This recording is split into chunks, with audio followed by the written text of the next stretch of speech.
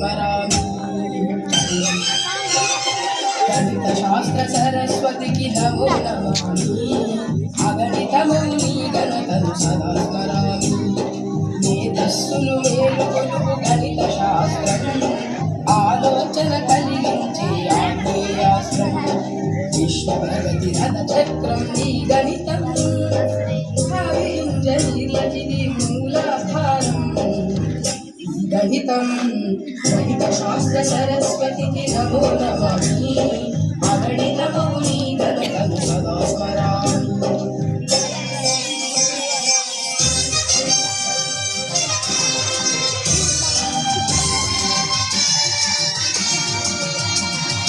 అదిగో యుక్తిడు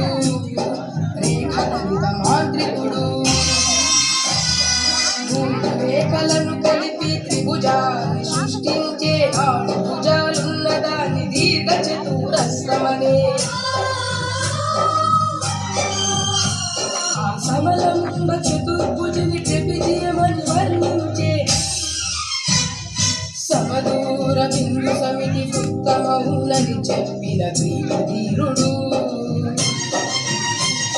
గణిత సూర్యుడు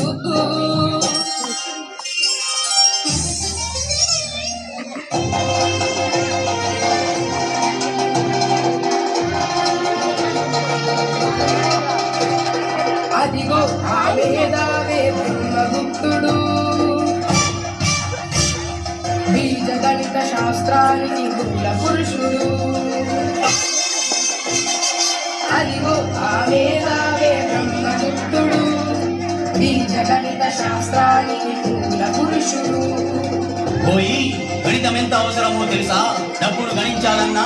అంకెను గుణించాలన్నా, కొలతలు కొలిచాలన్నా, వస్తువులు తూచాలన్నా పోయి చాతుడా దైనందిన నిత్య జీవిత క్రమంలో అడుగడుగునా ఉపయోగపడేదేరా గణితం.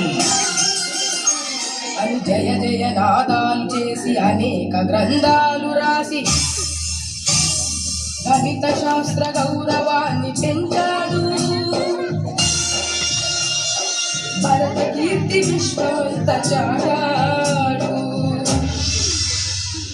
గణిత శాస్త్ర సరస్వతికి నమో నమామి అగణితమౌని గణతను సదా స్మరామి మేధస్సును మేలుకొలుపు గణిత శాస్త్రం